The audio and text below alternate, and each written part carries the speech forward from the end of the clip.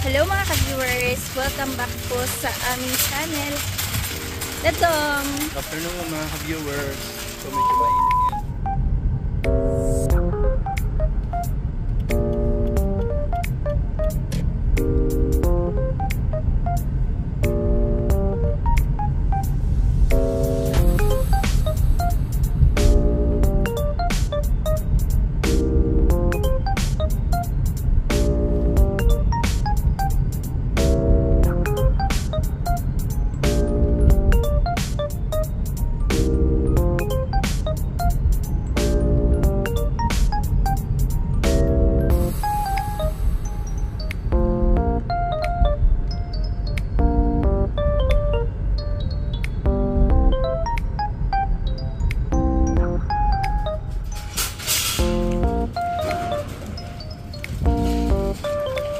Dito po pala kami sa wholesale kasi titingin-tingin lang kami ng mga kulang ng mga groceries na kailangan namin.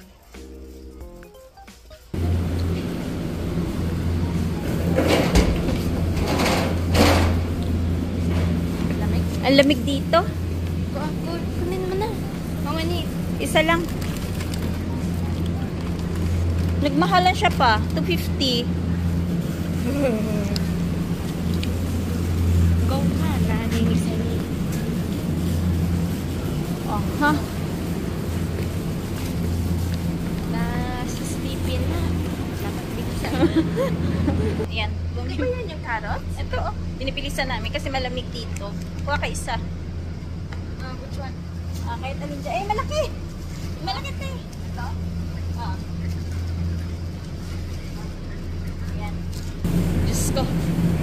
7 na Winter bell jackets. pepper.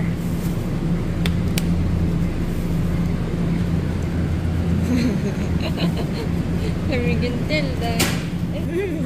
Nanginginig kami. 7. Lamig. Ano ba yan? Ayan, nanginginig na po yung mga kinikinaw. Saan tayo? Yeah. Halloween. Nga. Ayan o. Dami po nilang mga pang-Halloween. Help mo si Papa.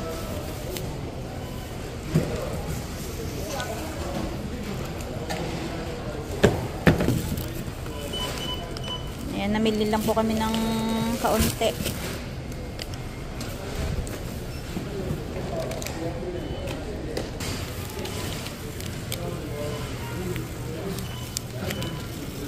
Ay, grabe init. Kanina, nung paglabas namin, medyo malamig. Pero ngayon, oh, tirik na tirik yung araw.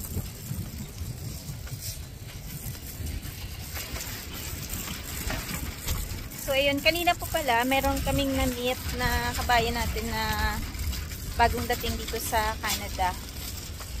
So, sa next week, baka magkaroon ng time, interviewin natin siya kung paano siya nakarating dito para ma-share din niya kung paano siya nag-apply papunta dito sa Canada. Para yung mga kagaya niya na ganun yung trabaho ay magka-idea kung saan pwedeng mag-apply at ayun, ma-share niya yung pathway niya papunta dito.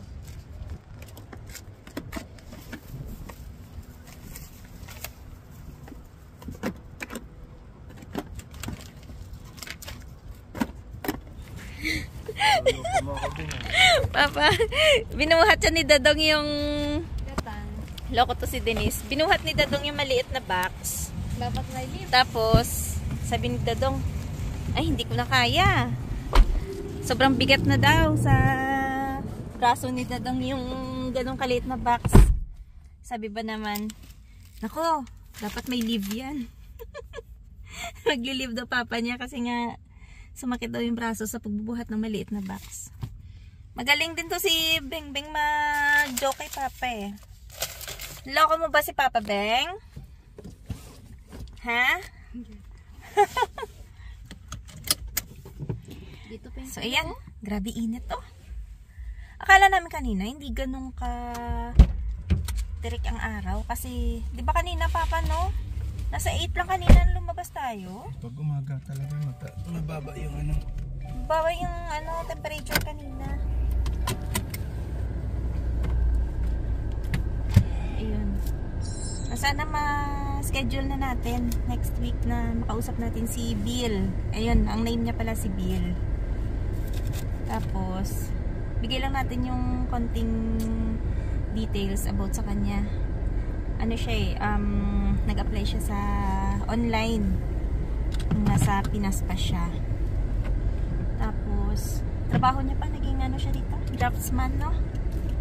Draftsman. Oo. So, interviewin natin siya sa sunod naming pagkikita para ma-share po niya kung paano siya nag-apply bilang draftsman dito sa Canada. Kasi baka may mga viewers tayo na ganun din yung trabaho at gusto ding mag-apply papunta dito. Diba?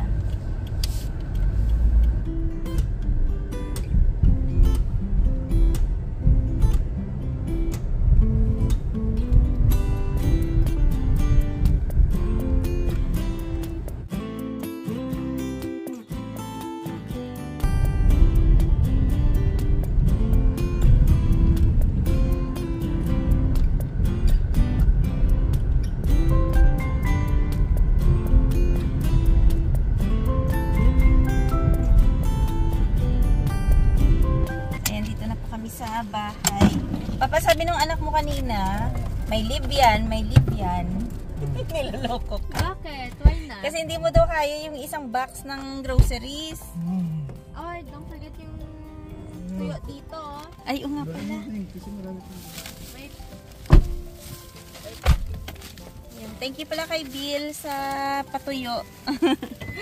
Yan, dito na po kami sa bahay. Dadong. Ayan o. Dito na si Dadong gumagawa sa baba. Sa baba ng hagdan. So, meron na siyang mga studding.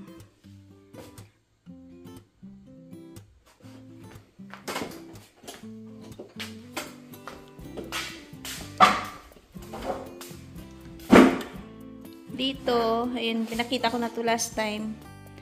Meron ng pintura. Tsaka, itong area na to, yung sabi ko na lalagyan niya ng mga shelves dito. Ayan na. Nakalagay na yung studding dyan.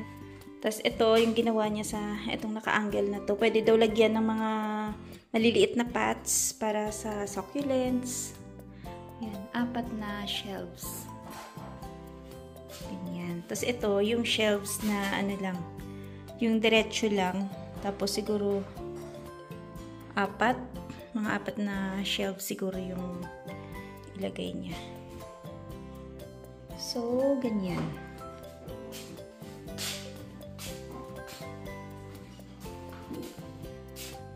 Tapos, dito sa laundry room, ayan, napinturahan na din. Ayan, malinis na. Ayan, naibalik na dito yung para sa dryer. So, ayan. Pero may isa pang area dun na nakabukas pa. Yan pa yung lalagyan nila dun ng drywall.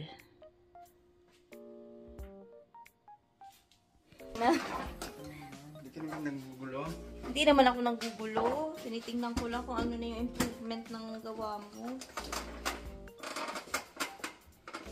Lapit na tayo Malapit na siyang matapos. So, yan yung kisame na yan. Yan. Babalik na lang niya.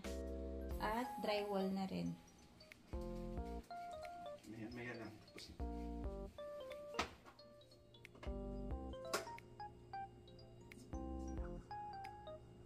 Hindi mo yan makakausap si Dadong basta may ginagawa.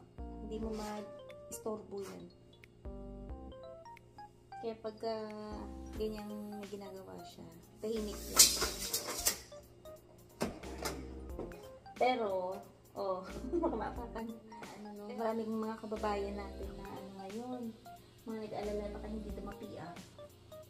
Dahil, yun nga yung about sa mga TFWs na, di ba, nilimit na nga ang pag-hire sa kanila pa, tsaka yung pagbigay ng LMIA starting September 26 dahil may bagong announcement yung IRCC. So kagaya niyan, yung babae, siya yung estudyante, tapos yung lalaki, open work permit. So yung babae, meron siyang PGWP, Post Graduation Work Permit. Nakapagtrabaho si babae sa isang kumpanya na related dun sa pinag-aralan niya. Sa course niya. Oo, sa course niya. Kaso lang, yung babae, hindi siya full-time. Kasi yung requirement, para pwede ka mag-apply for permanent residency, dapat full-time ka na magtatrabaho dun sa kumpanya.